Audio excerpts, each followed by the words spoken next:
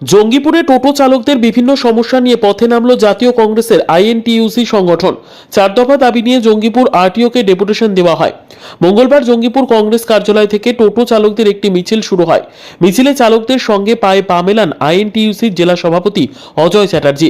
রঘুনাথগঞ্জ 1 নম্বর ব্লকের নেতৃত্ব হামদুল শেখ, জঙ্গিপুর টাউন সভাপতি মোহন মাহাতো প্রমুখ নেতৃত্বরা। এদিন আইএনটিইউসির পক্ষ থেকে দাবি করা হয়, কোনো টোটো বন্ধ করা যাবে না। নতুন পুরনো সমস্ত গাড়ি রেজিস্ট্রেশন ও চালকদের ড্রাইভিং লাইসেন্স দিতে হবে। রেজিস্ট্রেশন ফি 1000 টাকার মধ্যে করতে হবে। এই কয়েক দফা দাবি সহ 5 জনের এক প্রতিনিধি দল আরটিওকে স্মারকলিপি তুলে দেন।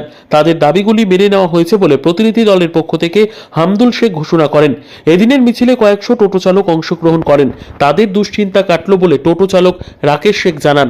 কোন শোরুমে যাচ্ছে সেটা আপনারা কিনুন ওখান থেকে, কিন্তু আপনারা যখন লাইসেন্সের ব্যাপারে বা যে টাকা এইটা করেন, লাইসেন্সটা করতে যান, তখন দেখা যায় 3000 4000 টাকা আপনাদের খরচা হয়।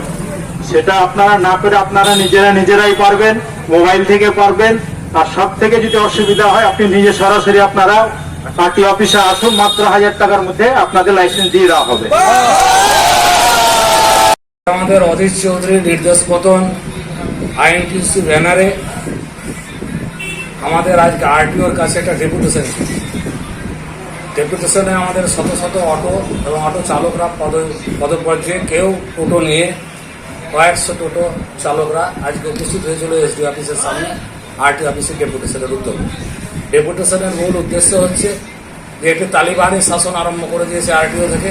বিশেষ করে রাজ্য সরকারের টাকা আদায় করতে হবে যে কোনো উপায়ে, কিন্তু টোটো চালকদেরকে পরিষ্কার করছে রেজিস্ট্রেশন করাতে হবে 18,000 টাকা নিয়ে। তারপরে ড্রাইভিং লাইসেন্স করাতে হবে টাকা দিয়ে।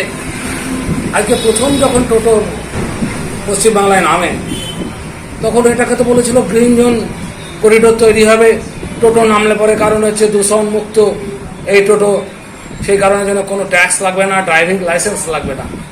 সেই জন্য হাজার হাজার বেকার যুবক এবং যুবতীরা এই টোটো কোনো রকমের ধার দেনা করে কিনে, বন্ধন থেকে লোন নিয়ে অথবা জমি বিক্রি করে, মায়ের সোনা বিক্রি করে, বউর সোনা বিক্রি করে, জমি বন্ধক দিয়ে তারা টোটো কিনেছিল। সেই টোটো চালকদের উপরে হঠাৎ করে তালিবানি শাসন নেমে এসছে যে 18,000 টাকা করে দিতে হবে, driving licence, registration fee, insurance, এইসব অদ্ভুত ব্যাপার। এই গরিব ছেলেরা কোনো রকমের যদি গ্লাসাচ্ছাদন করে বাড়ি থেকে নিয়ে যায়, 300-400 টাকা বাড়ি থেকে নিয়ে যায়, নিয়ে গিয়ে তারা ফ্যামিলি নিয়ে কোনো রকমের তাদের চলে। তাদের উপরে এই তালিবানি শাসন হলে ক টাকা রোজগার হয় একটা টোটো চালক।